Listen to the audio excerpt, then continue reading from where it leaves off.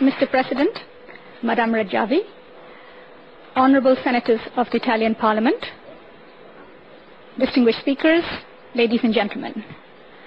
It's a real privilege to have this opportunity to address you. I'm not a politician. I speak as a human rights activist and as a humanitarian worker. So I will speak quietly, but I hope I will be able to convey to you what makes me very angry, and that is people who are being held hostage. Camp Ashraf is a humanitarian time bomb waiting to explode.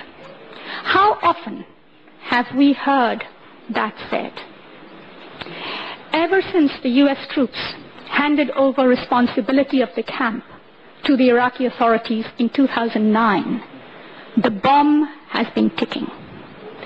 The residents of Camp Ashraf have been living in daily risk of their lives.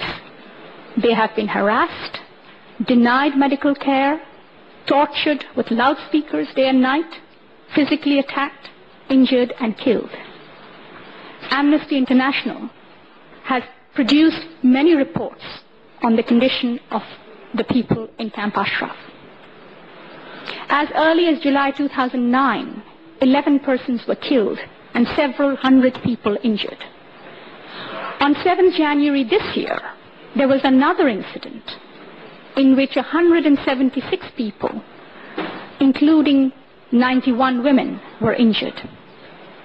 History shows that impunity breeds more human rights abuse. When human rights violations are ignored, they happen over and over again. On 8th April this year, the bulldozers and guns moved in. The Iraqi authorities tried to hide what had happened. They blocked access to the camp. They lied about facts and figures, but the truth came out. The world now knows that 36 residents were killed, including 7 women.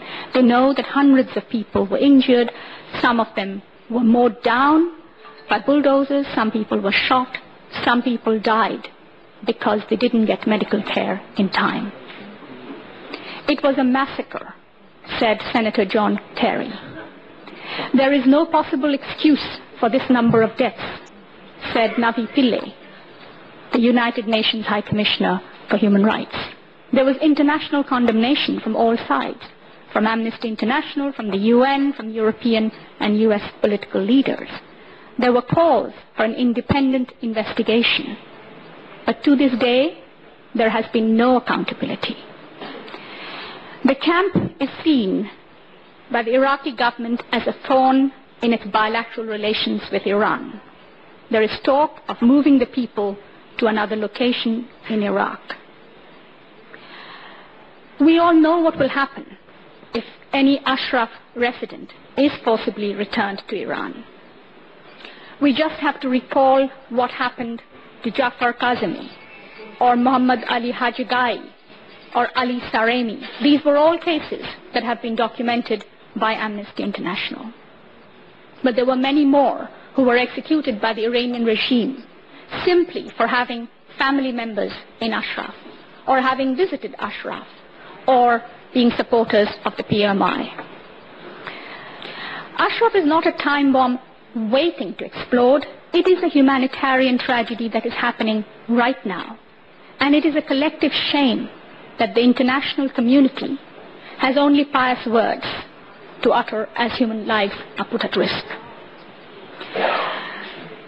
As lawmakers, you all know that international law makes it very clear that no one, I repeat, no one, no matter who they are or what they have done or where they are, no one can be returned to a place where they are likely to be tortured. Iran's record on torture is well known. No one can be killed or attacked, ill-treated or denied medical care. And we all now know Iraq's record on that as far as Camp Ashraf is concerned.